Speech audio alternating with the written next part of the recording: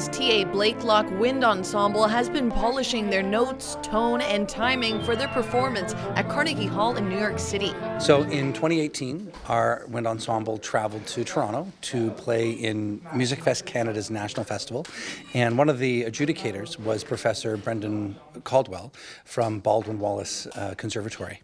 And Professor Caldwell came and worked with the band after we performed on stage, and through working with the ensemble and hearing the ensemble's performance, invited us to Baldwin Wallace's International Festival, which is going on in Carnegie Hall this next week. The ensemble is nearly ready to pack their bags and their uniforms for the big performance on February 11th, but this isn't the first time they've performed at the esteemed venue or out of country.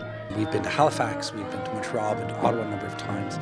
We've traveled and worked with our peers and our colleagues in the US to Chicago and to Boston. This is our second time in New York City.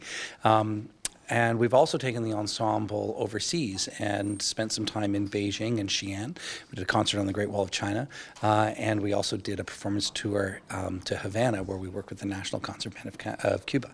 Music instructor Brian Vincent says the skill level of these students is what's been opening doors of opportunity to travel throughout the years. They already have a large collection of trophies and certificates at the provincial and national levels. Hard work and determination sometimes comes from having to work hard and be determined.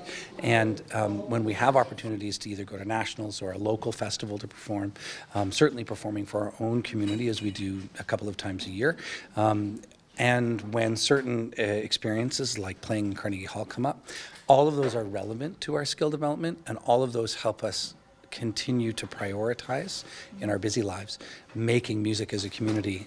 But also the students sit back and think that they're making music not only for themselves, but the other 50 members of the ensemble. Vincent says these students have an unwavering level of commitment to follow their dreams and a supportive community. It really comes down to a tremendous amount of support from the parents and the guardians who help these folks, these young people move forward. Certainly some of these students are been prioritizing and working with their families, prioritizing some part-time jobs, and really it's on the back of that community support that gets us where we need to go. Vincent adds that the opportunities to travel and compete are part of the bigger picture of how music can shape lives and education. Our goal is to help these young folks be musically literate for the rest of their lives. We're very, very lucky that in Ontario, many post-secondary colleges and universities have different outlets for students to participate in music once they're studying in another subject area. But certainly there are some of them who move from our program and continue to study music at the college and university level after they're done. For Halton News, I'm Natalie Stoberman.